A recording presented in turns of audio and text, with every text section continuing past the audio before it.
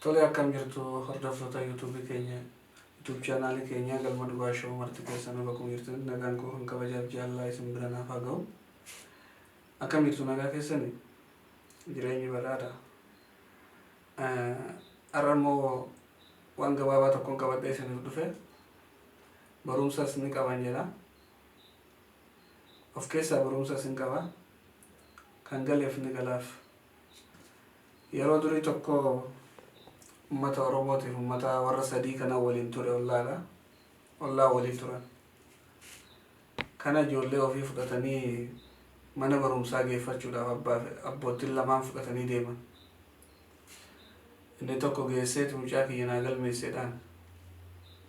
Gaafa naa galmeessi jedhuun maqaan kee eenyu jennaan badhaasaa lammiiti jedhaan tokko. Badhaasaa lammii tolaa jedheeti galmeeffate. Inni kaanoo jennaan Hayilamaariyaam Gabramadiin Gabra Maariyaam jedhee galmeeffate.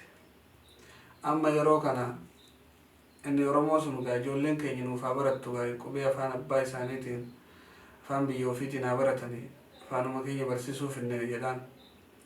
Inni kaanis maal jedhaa anaaf kan barsiistan ijoollee kiyya kan biraallee nan fida lanaa barsiistu jedhaan.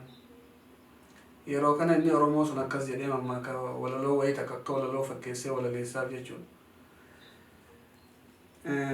Gad baaseen sitti himaa sodaannee bira hin qabnu haabaa caadaadhaan malee haa'uudhaan hin jalqabnu. Barriif garri kee durii dhumateera si jalaa nuti ijoollee qubeeti miti ijoollee fidalaa jedhan. Namicha isa warra sadii kanaaf deebisa beekte afaan inni maaliin naa barsiisi jedhaani fidala naa barsiisedha warra kanatti geessee galmeessee jechuudha. Kanaaf nuti ijoollee fidalaati jechuun barbaada.